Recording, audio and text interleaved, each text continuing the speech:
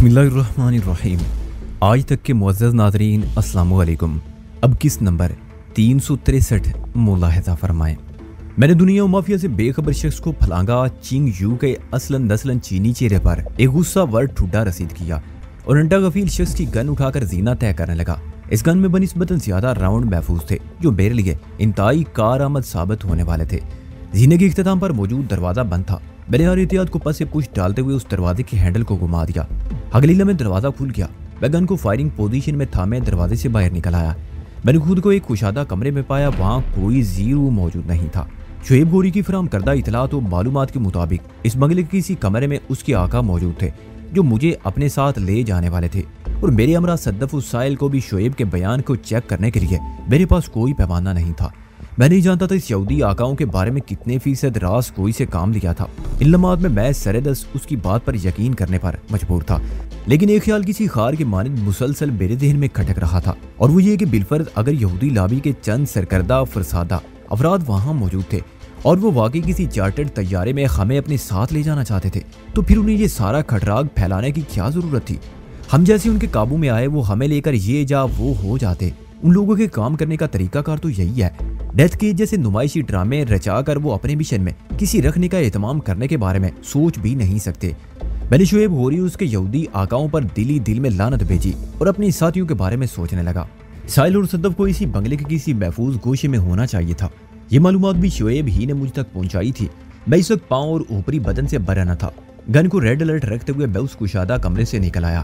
میرے دشمن بڑے خبیث فطرت اور شفاق تھے، کسی بھی لمحے ان سے مٹ بھیڑ ہو سکتی تھی، لہذا میں کسی قسم کی رو رعایت کے موڈ میں نہیں تھا۔ شعیب گوری بڑی افراتفری میں جان بچا کر بھاگا تھا۔ وہ میرے لیے گرفت کی کوئی نئی اور زیادہ خطرناک بساط بچھا سکتا تھا۔ ایک کمرے سے دوسرے کمرے میں چکراتے ہوئے مجھے عجیب سا احساس ہوا۔ مجھے یوں لگا جیسے یہ وہ بنگلہ نہ ہو گزشتہ رات میں اور صدف جس میں اترے تھے۔ میں سفید ایک منزلہ بنگلے کی مکانیت کو بھول نہیں سکتا تھا۔ وہ چکردار عجیب و غریب اور محیر العقول راداریاں مجھے کہیں دکھائی نہ دی۔ الغرض جب اس ڈھونڈ یا میں آئینہ خانے کا سراغ بھی ہاتھ نہ آیا تو مجھے 100% یقین ہو گیا کہ میں اس وقت سفید بنگلے میں نہیں تھا۔ موجودہ بنگلے میں صدف سائل شعیب غوری یا اس کے کسی آقا سے سامنا نہ ہوا تو میں محتاط قدموں سے چلتے ہوئے بنگلے کے عقبی حصے میں آ گیا، اور اسی وقت مجھ پر ایک حیرت انگیز انکشاف ہوا۔ میں یک منزلہ سفید بنگلے کے برابر والے بنگلے میں تھا، اور دونوں بنگلوں کی بائیں دیوار میں مجھے ایک آہنی دروازہ نظر آیا جو چوپٹ کھلا تھا۔ اگر وہ لوگ اس بنگلے میں نہیں تھے تو پھر سفید بنگلے میں ان کی موجودگی یقینی تھی۔ میں تیزی سے دیواری گیٹ کی جانب بڑھ گیا۔ وہ شام سے پہلے کا سما تھا، لگ بھگ 5 بجے کا وقت ہوگا۔ شعیب غوری کا ایک جھوٹ کھل چکا تھا۔ اس نے زمین دود حال میں مجھے دوپہر کا وقت بتایا تھا۔ اس نے مزید کیا دروغ گوئی کی تھی، آنے والا وقت اسے بھی کھول کر رکھ دیتا۔ گزشتہ رات صدف عقبی جانب سے سفید بنگلے میں اتری تھی۔ اس نے یقیناً یہ آہنی گیٹ دیکھا ہوگا، لیکن مجھ سے ذکر کرنے کا اسے موقع نہیں ملا تھا۔ ہم نہایت ہی ہنگامی خلا سے گزر کر اس آئینہ خانے میں مقید ہو گئے تھے۔ اس عجوبہ روزگار کمرے میں ہم دونوں پر جو بھی تھی وہ ہمارے ذہنوں پر ایک شرمناک یاد کے طور پر نقش ہو کر رہ گئی تھی۔ ہماری بے خبری میں ہمیں اس بنگلے سے اس بنگلے میں منتقل کر دیا گیا تھا۔ میں سانس رو کے محتاط قدموں سے دوسرے بنگلے میں پہنچ گیا۔ در حقیقت مجھے یوں کہنا چاہیے میں دوسرے بنگلے سے پہلے بنگلے میں پہنچ گیا۔ سفید بنگلے کا عقبی لان والا حصہ کم و بیش ویسا ہی تھا جیسا میں دوسرے بنگلے میں اپنے پیچھے چھوڑ آیا تھا۔ یہاں پر مجھے سناٹے اور ملگجے اجالے کی حکمرانی نظر آئی۔ آثار سے یوں محسوس ہوتا تھا جیسے وہ بنگلہ بھی انسانی وجود سے خالی ہو، لیکن یہ کیسے ہو سکتا تھا؟ میرے ذہن میں ایک تشویشناک سوال نے ڈنک مارا۔ کیا وہ سب لوگ یہاں اور وہاں سے کہیں اور جا چکے ہیں؟ نہیں۔ میں قدرے بلند آواز میں بڑبڑایا۔ میری اس بڑبڑاہٹ میں بڑی شدت تھی۔ میں بے ساختہ اپنے دلی جذبات کو کھو بیٹھا۔ شعیب غوری اور اس کے آقا گئے بھاڑ میں، میرا تصور تو اس احساس سے ہی لہو لہان ہو رہا تھا کہ سائل اور صدف کہیں نظر نہیں آ رہی تھی۔ یہ کھو کر پانا اور اس طرح پانا کہ پانے سے چند لمحات پہلے کھو دینا بڑا روح فرسا ہوتا ہے۔ ابدی جدائی کا کبھی نہ کبھی صبر آ ہی جاتا ہے، مگر ملنے بچھڑنے کا یہ کھیل تن من پر آبلے ڈال دیتا ہے۔ انسان کا احساس جھلس کر رہ جاتا ہے۔ ان بے وفا لمحات میں میرے دل میں اس خواہش نے شدت سے انگڑائی لی کہ کاش ملن اور جدائی کا یہ ناٹک ختم ہو جائے۔ میں اپنی سائل سے اس طرح ملوں کہ بچھڑنے کا امکان باقی نہ رہے۔ اس لڑکی نے مجھے چھین لیا تھا۔ ذہن میں بسے خیالات نے میرے پاؤں میں پہیے لگا دیے، اور میں ایک دیوار سے پوچھ ٹکا کر کسی تربیت یافتہ کمانڈو کی طرح بنگلے کے اندرونی حصے کی سمت رینگ گیا۔ میں نے ایک جھٹکے سے اندرونی حصے میں کھلنے والے دروازے کو کھولا اور گن لہراتے ہوئے اندر داخل ہو گیا۔ اگلی لمحے مجھے یوں محسوس ہوا جیسے میں اندھا ہو گیا ہوں۔ میری بینائی مجھ سے روٹ گئی۔ اس وقت مجھے کچھ بھی دکھائی نہیں دے رہا تھا۔ آخری لمحات میں نے جو آخری منظر دیکھا وہ تیز روشنی کے ایک جماکے کا منظر تھا۔ چشمے زدن میں کوئی فلڈ لائٹ میری بینائی سے خم آغوش ہوئی تھی اور میری آنکھوں کے سامنے نور کی ایک چادر سی پھیلتی چلی گئی تھی۔ رد عمل کے طور پر بے اختیار میرے دونوں ہاتھ آنکھوں پر آئے۔ اس سے پہلے گن چھوٹ کر نیچے گر گئی تھی۔ میں دونوں ہاتھوں سے آنکھوں کو دبائے تکلیف کی شدت کو کم کرنے کی کوشش کرنے لگا۔ بند آنکھوں کے پیچھے بھی اسی تیز چندھیات دینے والی روشنی کا عکس تھا۔ یوں لگتا تھا جیسے سالم سورج میری آنکھوں میں گھس بیٹھا ہو۔ پھر مجھے محسوس ہوا جیسے میرے بدن میں کوئی گولی اتر گئی ہو۔ وہ ایک بے آواز فائر تھا، یا ہو سکتا ہے بینائی کے ساتھ ہی میری سماعت بھی ودا ہو گئی ہو۔ فائر ہوا مگر میں اس کی مولک صدا سننے سے قاصر رہا ہوں۔ اگلی لمحے میری کیفیات میں واضح تبدیلی رونما ہوئی۔ میری سماعت اور بینائی اچانک لوٹ آئی۔ میں نے چند افراد کو بڑی افراتفری میں بڑبڑاتے اور اپنی جانب بڑھتے دیکھا۔ وہ مجھے آنن فانن میں مضبوط بندشوں میں جکڑنے میں مصروف ہو گئے۔ میری سماعت اور بینائی کے لوٹنے کا خاک فائدہ نہ ہوا، کیونکہ واپسی کے ساتھ ہی قوت گویائی اور حرکت کی صلاحیت مکفوت ہو گئی تھی۔ میں ایک مجسمے عضو معطل ہو کر رہ گیا تھا۔ میں گلا پھاڑ کر اس بے ایمانہ کارروائی کے خلاف احتجاج کرنا چاہتا تھا، لیکن بے سود۔ میں آتماؤں کی جنبشوں سے ان شیطانوں کو چھٹی کا دودھ یاد دلانا چاہتا تھا، مگر بے فائدہ۔ میں کچھ بولنے، کوئی حرکت کرنے کے قابل نہیں رہا تھا، اور یہ سب اسی بے آواز داہنجار خانہ خراب گولی کا نتیجہ تھا جو میرے بدن میں اتر کر مجھے مفلوج بنا گئی تھی۔ میں بڑی بے بسی سے اپنے ساتھ ہونے والی کارروائی کو دیکھنے لگا۔ آنکھیں نعمت ہے، ایک بہت بڑی نعمت۔ اس دنیا کی ساری خوبصورتی، رنگینی اور سنگینی ہم آنکھوں ہی کی مدد سے دیکھ پاتے ہیں، لیکن بہت کم لوگ یہ راز جانتے ہوں گے کہ ہماری یہ آنکھیں بہت ہی مجبور اور بے بس ہیں، کوئی بھی منظر دیکھنے یا دکھانے کی صلاحیت نہیں رکھتی۔ یہ کسی کیمرے کے لینس کی طرح ہے۔ دنیا کا ہر کیمرہ اور ہر کیمرے کا ہر لینس اپنے کام کے لیے روشنی کا محتاج ہے۔ ہماری آنکھوں کو بھی جب تک روشنی میسر نہ ہو، یہ ہمیں کوئی بھی شے نہیں دکھا سکتی۔ در حقیقت روشنی کی موجودگی میں مختلف اشیاء سے خارج ہونے والی مخصوص شعاعیں ہماری آنکھوں کے لینس پر ٹکراتی ہیں، جو پردے پر اپنا عکس بناتی ہیں، یعنی اس شے کی شبیہ وجود میں آ جاتی ہے، اور ہمارا دماغ اس شبیہ کو نوٹس کر لیتا ہے، اور ہمیں بالکل ایسا محسوس ہوتا ہے جیسے ہم نے اپنی آنکھ سے اس شے کو دیکھا ہو۔ اگر واقعی یہ آنکھ کا کمال ہو تو پھر وہ شے ہمیں گھپ اندھیرے میں بھی دکھائی دینا چاہیے، مگر ایسا نہیں ہوتا۔ میری آنکھوں کے سامنے بھی اس وقت گہری تاریکی تھی، اور اس تاریکی کا سبب بھی مجھے معلوم تھا۔ خدا نخواستہ میں بینائی سے محروم نہیں ہوا تھا۔ میری بصارت اپنی جگہ قائم و دائم تھی، مگر میری آنکھیں کسی دبیز سیاہ پٹی کی اوٹ میں بے بس ہو کر رہ گئی تھی، کیونکہ روشنی کی ایک مہم سی کرن بھی ان تک پہنچنے میں ناکام تھی۔ اس کس کر باندھی گئی سیاہ پٹی نے مجھ سے دیکھنے کی صلاحیت چھین لی تھی۔ ہوش میں آنے کے بعد میں نے خود کو محسوس کرنا چاہا تو سب سے پہلا احساس یہی ہوا کہ میری آنکھوں پر کوئی مضبوط سیاہ پٹی باندھی گئی تھی۔ میں نے اپنی سننے اور بولنے کی صلاحیت کو آزمایا تو وہ مجھے صحیح سلامت محسوس ہوئی۔ جب مجھے چند افراد مضبوط رسیوں میں جکڑ رہے تھے تو قوت گویائی اور قوت حرکت غائب ہو گئی تھی۔ یہ اس پر اسرار گولی کا کمال تھا جو میری دائنی ران میں گھس بیٹھی تھی۔ اس کرشمہ کار گولی کا اثر تھا کہ میں خود کو مفلوج محسوس کرنے لگا تھا۔ کیا میں اب بھی مفلوج ہی تھا؟ اس سوال نے میرے اندر تحریک پیدا کی کہ میں اپنے وجود کو ہلا جلا کر دیکھوں۔ میں نے پلکوں کو جھپکنا چاہا، پٹی کے باعث میری یہ کوشش بار آور نہ ہو سکی اور میں آنکھیں مچ مچا کر رہ گیا۔ تاہم یہ اندازہ ہو گیا کہ میں آنکھوں کو حرکت دے سکتا ہوں۔ یہی تجربہ میں نے ناک کے ساتھ کیا اور کامیاب رہا۔ اگلا نمبر گردن کا تھا۔ اس کوشش میں بھی مجھے مایوسی نہ ہوئی۔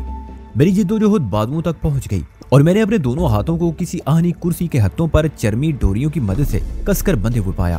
لامحالہ میرا دھیان نچلے دڑ کی جانب چلا گیا اور اسی وقت مجھے حیرت کا ایک شدید جھٹکا لگا۔ میرے دھیان کی پرواز ناو پر جا کر رک گئی تھی، جیسے اس کے پر پھڑ پھڑانا بھول گئے ہوں۔ اس پرواز کے راستے کوئی نادیدہ رکاوٹ کھڑی کر دی گئی تھی۔ میں زیر بدن کو محسوس کرنے سے قاصر تھا۔ میرا نچلا دھڑ کسی خاص دوا یا انجیکشن یا پھر کسی بھی سائنسی طریقے سے مفلوج کر دیا گیا تھا۔ میں ہاتھوں کی بندشوں اور آہنی ہتھوں سے یہ تو سمجھ رہا تھا کہ اس وقت میں کسی کرسی پر بیٹھا ہوں، لیکن بیٹھنے کا متعلق احساس نہیں ہو رہا تھا۔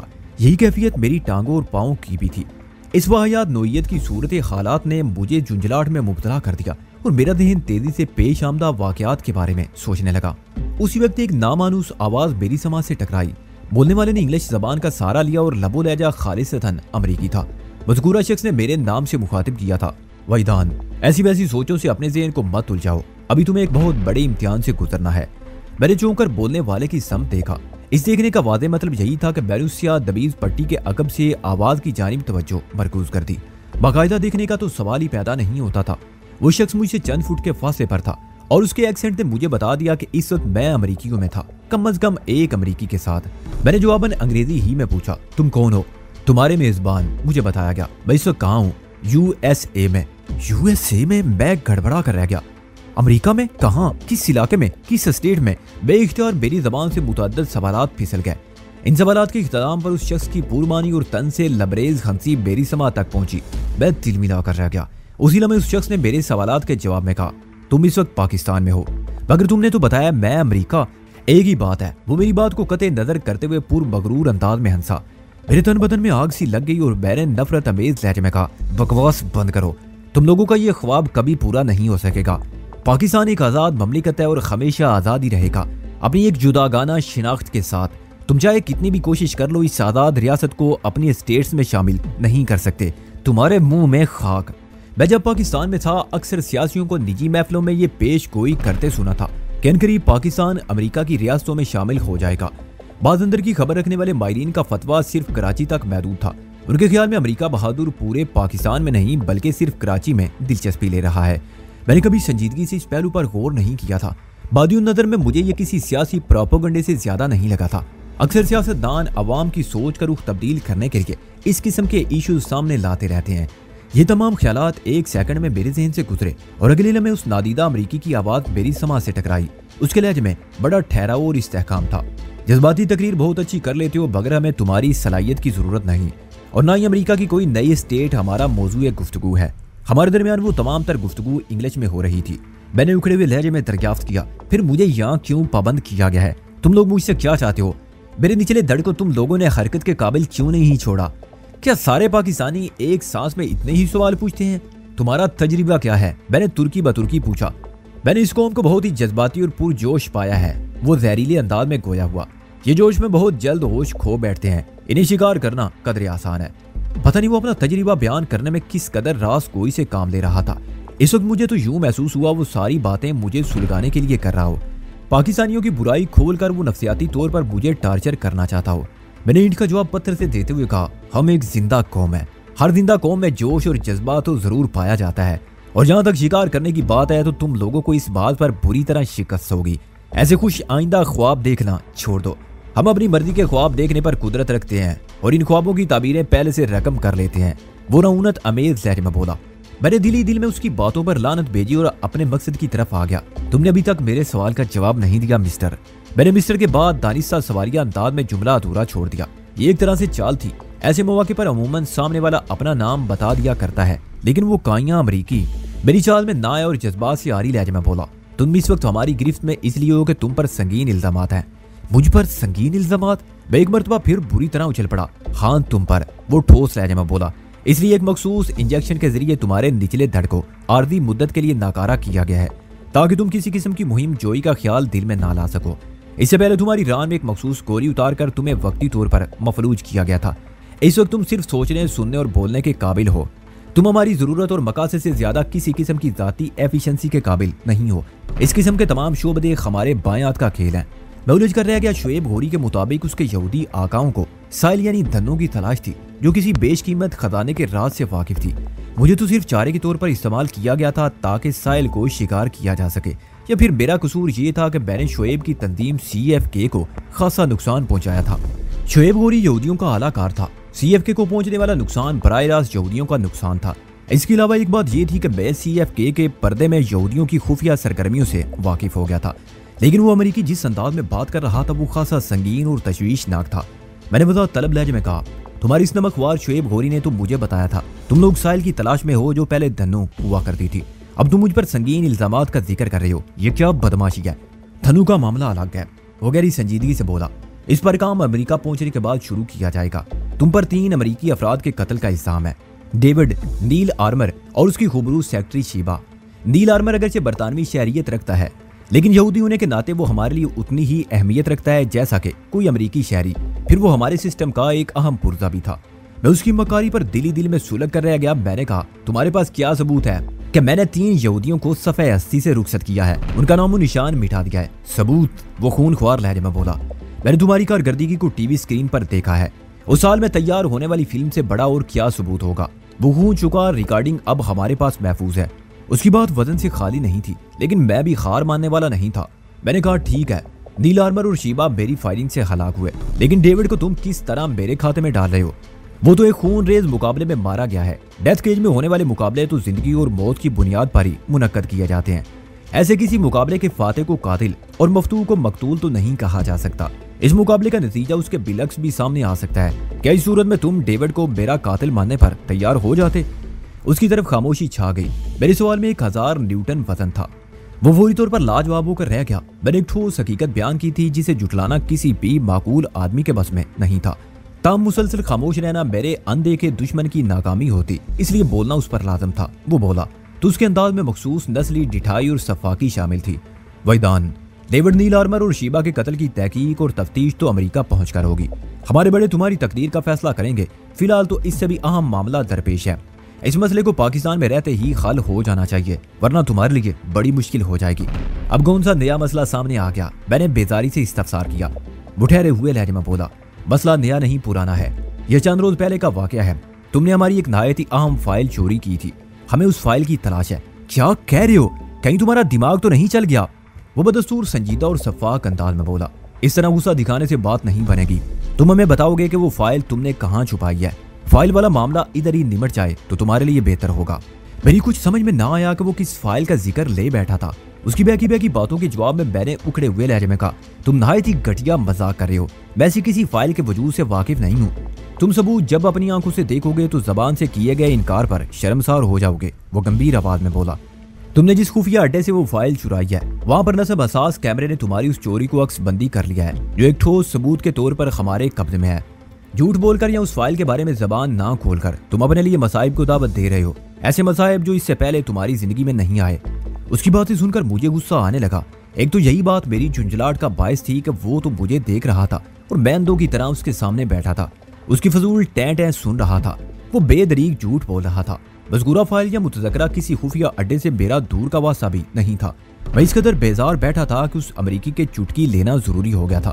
मैंने तपते हुए लहजे में कहा, तुम लोगों ने वैसे तो जमीन से आसमान तक तरक्की कर ली है, लेकिन फाइलों की उसी फरसूदा और दकियानूसी सिस्टम में फंसे हुए हो। ये क्या तुमने फाइल की रट लगा रखी है? फाइल से मेरी मुराद कम्पैक्ट डिस्क है, यानी सीडी। वो रसानी से बोला, उसी सीडी में तुम्हारे मुल्क से मुतल्लक नायत ही अहम मालूमात हैं। अगरचे वो मालूमात हमारी मखसूस खुफिया जबान में है, लेकिन कोई एक्सपर्ट उसे डी कोड कर सकता है। तुमने यकीनन वो सीडी किसी माहिर तक पहुंचा दी होगी। हम इस नतीजे पर पहुंचा कि उनको मेरे बारे में कोई बहुत बड़ी गलतफहमी हो गई थी, लेकिन क्या गलतफहमी हुई थी ये समझ में नहीं आ रहा था। वो लोग बिला वजह अपना वक्त जाया कर रहे थे। मैंने चिढ़ कर कह दिया, अगर तुम्हें मेरी बात का एतबार नहीं तो तुम मेरी तलाशी ले सकते हो। बड़ी बच्चों वाली बात की है तुमने।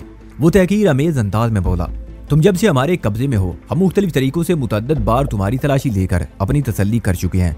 तुम्हारी खाल और खाल के एक एक बाल की स्कैनिंग की जा चुकी है। तुम्हारे वजूद के किसी हिस्से या खुफिया गोशे में वो सीडी मौजूद नहीं। तुम्हारे चेहरे को भी मुख्तलिफ टेस्ट से गुजार कर देख लिया गया है। तुम किसी किस्म के मेकअप में भी नहीं हो। बाकी फिंगरप्रिंट्स, ब्लड ग्रुप्स और डीएनए सैंपल कलेक्शन का जिक्र तो वो तो हम पहली फुर्सत में कर गुजरते हैं। वो एक लम्हे को रुका, फिर बोला, बहरहाल हमारी मतलूबा सीडी तुम्हारे पास नहीं है। तुम्हारे पास नहीं तो इसका मतलब ये है कि तुमने आगे कहीं पहुंचा दिया है। हमें बताओ इस वक्त वो सीडी कहाँ है? ये एक ऐसा सवाल था जिसका मेरे पास कोई जवाब नहीं था। मैं उस सीडी के वजूद से आगाह नहीं था, मगर पूछने वाले की संजीदगी और अल्फाज की शिद्दत बताती थी कि उसके पीछे कोई हकीकत पैना थी, चाहे किसी भी रूप में हो। मैंने अपना ज़हन साफ करने के लिए पूछ लिया, तुम जिस अहम सीडी का जिक्र कर रहे हो उसमें कौन सा अहम राज था? मैं तुम्हें उसके बारे में बता चुका हूँ। तुमने एक लंगड़ी बात बताई थी। तुमने मेरे वतन पाकिस्तान से मुतल्लक अहम मालूमात का जिक्र तो किया था, लेकिन उन मालूमात की तफसील या नोयत तुम्हारी जबान से खारिज नहीं हुई। मेरे सवाल के जवाब में उसने एक गहरी सांस खारिज की और सर्द लहजे में बोला, वैदान, हमारा एक अपना तरीका एक कार है। हम अपने शिकार को फांसने से पहले उसके साथ अटकेलियां करते हैं, थोड़ी छेड़छाड़, थोड़ी दिलदारी। इस तरह हमें किसी कष्ट में पड़े बगैर मकसद तक पहुंचने में कामयाबी हासिल हो जाती है। ये फॉर्मेलिटी पूरी हो चुकी है। वो चंद लम्हात के तवक्कुफ के बाद दोबारा गोया हुआ, मैंने तुम्हारे बहुत से फजूल सवालात के जवाब दे दिए हैं। अब सीधी तरह बता दो वो सीडी तुमने कहाँ छुपा रखी है? मेरा जवाब अब भी वही है, मैं ऐसी किसी सीडी के बारे में कुछ नहीं जानता। वो चंद में खामोश रहा, फिर ठोस लहजे में बोला, मैं ये चाहता था कि वो सीडी खुद बरामद करके ऊपर तक पहुंचाऊं। इस तरह मेरे क्रेडिट पर एक कारनामा आ जाता और मेरी तरक्की लाजमी थी, लेकिन तुम मेरी तरक्की नहीं होने दोगे, ठीक है? वो खफगी अमेज लहजे में इतना कहकर मुतवक्किफ हुआ, फिर अतमी लहजा इख्तियार करते हुए बोला, मैं तुम्हारी चोरी की इस फिल्मी सबूत के साथ ही तुम्हें आगे बढ़ा देता हूँ। शराफत की जबान तो तुम्हारी समझ में नहीं आई, आगे वाले तुमसे बखूबी निमट लेंगे। चंद मिनट के बाद हम यहाँ से रवाना होने वाले हैं। वो खामोश हो गया। मेरे वजूद के बेदार हिस्से में खलबली मच गई। दिल और दिमाग उसी मजकूरा मुतहर्रिक हिस्से में वाक़े थे। मेरा दिमाग नहायत ही तेज रफ्तारी से सोच रहा था। पेश आमदा हालात व वाक़यात का खटखट तजरिबा हो रहा था। اس وقت میری تمام تر توجہ کا مرکز وہ خفیہ ریکارڈنگ تھی جو کسی خفیہ امریکی اڈے میں کی گئی تھی، جس میں مجھے کوئی نہایت ہی اہم سی ڈی چوری کرتے ہوئے عکس بند کیا گیا تھا۔ امریکی اڈے سے اس شخص کی مراد کوئی دفتر وغیرہ ہی ہوگی۔ اس ریکارڈنگ کی موجودگی ظاہر کرتی تھی ایسا کوئی واقعہ تو ضرور پیش آیا ہوگا۔ اچانک میرے ذہن میں نقلی وجدان کا تصور جاگا اور میں اچھل پڑا۔ یہ اچھلنا جسم کے مخصوص حصوں کا محدود حد تک تھا۔ اس وقت میرے جسم کے بیدار حصوں میں ایک سنسنی دوڑ رہی تھی۔ مجھے حیرت تھی کہ اب تک اس بیروپیہ کی طرف میرا دھیان کیوں نہیں گیا تھا۔ شاید یہ حالات کے دباؤ کا اثر تھا کہ میں اس کے بارے میں نہ سوچ سکا۔ اس قسم کی حرکت بعضام خود میرے پرتو کے لیے چٹکی بجانے کے مترادف تھا۔ وہ پہلے بھی ایسے کئی شعبدے دکھا چکا تھا۔ پھر مجھے یاد آیا کہ آخری ملاقات میں وہ مجھ سے خاصا مایوس ہوا تھا۔ جب میں نے اس کی پیشکش کو سنجیدگی سے نہ لیا تو وہ خاصا دل شکستہ ہو گیا۔ رخصت کے وقت وہ بڑا غصے میں بھی تھا۔ اگر اس نے واضح طور پر مجھے سنگین نتائج سے متعلق کوئی دھمکی نہیں دی تھی، تاہم اس کا انداز ایسا ہی تھا کہ میں اس کے خلوص کو ٹھکرا کر بہت پچھتاؤں گا۔ یہ اس وقت کی بات ہے جب ہم نادر زمان سے نمٹنے کی کوشش کر رہے تھے۔ تو کیا سی ڈی کی چوری کا سہرا نقلی وجدان کے سر بنتا ہے؟ اس نے یہ حرکت مجھے پھنسانے کے لیے کی تھی؟ کیا میں یہ سمجھوں کہ اس کی جانب سے دشمنی کا آغاز ہو گیا ہے؟ یہ تینوں سوالات ایسے تھے کہ میں چکرا کر رہ گیا۔ اسی لمحے ایک اور خیال میرے ذہن میں ابھرا اور وہ یہ کہ آج تک نقلی وجدان نے مجھے نقصان پہنچانے کی کوشش نہیں کی تھی۔ ہمیشہ وہ میرے کام ہی آیا تھا۔ آخری ملاقاتوں میں وہ اس بات پر زور دیتا رہا تھا کہ میں جلد از جلد اسے اپنے قابو میں لے آؤں، ورنہ بدی کی قوت اسے اپنا اعلیٰ کار بنا لے گی۔ وہ زیادہ عرصے تک یوں آزادانہ حالت میں اور غیر جانبدار نہیں رہ سکے گا۔ کہیں ایسا تو نہیں کہ وہ واقعی بدی کی کسی قوت کے قبضے میں چلا گیا ہو؟ یہ سوال بڑا تہلکہ خیز تھا اور اس سے زیادہ خوفناک بھی۔ بدی کی کوئی قوت اگر نقلی وجدان کی صورت میں میرے سامنے آن کھڑی ہوتی تو میرے لیے ان گنت مشکلات پیدا ہو سکتی تھی۔ میں آنے والے وقت کے تصور سے پریشان ہو گیا۔ کیا بات ہے وجدان، تم چہرے سے کافی فکر مند دکھائی دینے لگے ہو، اس امریکی لب و لہجے کی خامل آواز نے مجھ سے استفسار کیا۔ تھوڑی دیر پہلے تو تم اس قدر پریشان اور بکھلائے ہوئے نظر نہیں آ رہے تھے۔ اس شاطر نے چہرے پر ابھرنے والے تاثرات سے میری کیفیت کو بھانپ لیا تھا۔ میں نے اس کے سوال کا جواب دینا ضروری نہ سمجھا اور اضطراری لہجے میں دریافت کیا، سی ڈی کی چوری والا واقعہ کس دن کا ہے؟ وہ میری تشویش سے شاید یہی سمجھا ہو کہ میں اسے کوئی اہم بات بتانے جا رہا ہوں۔ اس نے میرے سوال کا مفصل جواب دیا اور میں ایک مرتبہ پھر چونک کر رہ گیا۔ یہ اس دن کے بعد آنے والی رات کا واقعہ تھا جب ہم نے ساؤتھ کے کرتا درتا نادر زمان کو ٹھکانے لگایا تھا اور اس مشن کے اختتام پر نقلی وجدان مجھ سے خفا ہو کر چلا گیا تھا، اس اعلان کے ساتھ کہ وہ اب کبھی میرے پاس نہیں آئے گا۔ میں اس وقت ساحل کے معاملات میں اس قدر الجھا ہوا تھا کہ اس کی خفگی پر زیادہ توجہ نہ دے سکا۔ یہ حالات و واقعات تو سیدھا نقلی وجدان کی طرف ہی اشارہ کر رہے تھے، لیکن ظاہر ہے میں اس امریکی کے سامنے نقلی وجدان کا باب کھول کر نہیں رکھ سکتا تھا۔ میں نے اسے ایک اور زاویے سے گھسنے کی کوشش کی اور پوچھا، تمہارے اس پیٹھو شعیب غوری نے تو کسی خفیہ فائل یا سی ڈی کا ذکر نہیں کیا تھا، تم یہ نیا شوشہ کہاں سے اٹھا لائے ہو؟ غوری کو ہم نے اس معاملے کی ہوا بھی نہیں لگنے دی۔ اس نے دھیمی آواز میں کہا، وہ بیچارہ اس بارے میں کچھ بھی نہیں جانتا، جیسا کہ ہم تمہارے بارے میں کچھ نہیں جانتے تھے۔ وہ ایک لمحے کو رکا، پھر بات کو آگے بڑھاتے ہوئے بولا، ہمارا مشن دنوں کو تلاش کرنا تھا اور اس سلسلے میں شعیب غوری ہماری بھرپور مدد کر رہا تھا۔ پھر دنوں کے حوالے سے تمہارا نام بیچ میں آ گیا۔ شعیب نے مختلف حوالوں سے تمہاری بہت تعریف کی، لفظ تعریف پر اس نے خاصا زور ڈالا تھا۔ لہذا سابق ریکارڈ ہمارے پاس پہنچا تو ہم تمہاری ذات میں بھی دلچسپی لینے پر مجبور ہو گئے۔ Singapore, Thai land, Nepal, India, شمال چین اور اب پاکستان میں تمہارے کارناموں کی کوئی حد ہے اور نہ ہی حساب۔ ہم ایسے ہر فن مولا اور جینیس افراد کی تلاش میں رہتے ہیں اور انہیں اپنے مقصد کے لیے استعمال کرتے ہیں۔ جو ہماری بات ماننے سے انکار کرتا ہے، ہم اس کی کمزوریوں اور مجبوریوں کو ڈھونڈ کر اپنے قبضے میں کر لیتے ہیں۔ نتیجے کے طور پر وہ شخص ہمارے اشاروں پر ناچنے کے لیے تیار ہو جاتا ہے، جیسا کہ تم کرو گے۔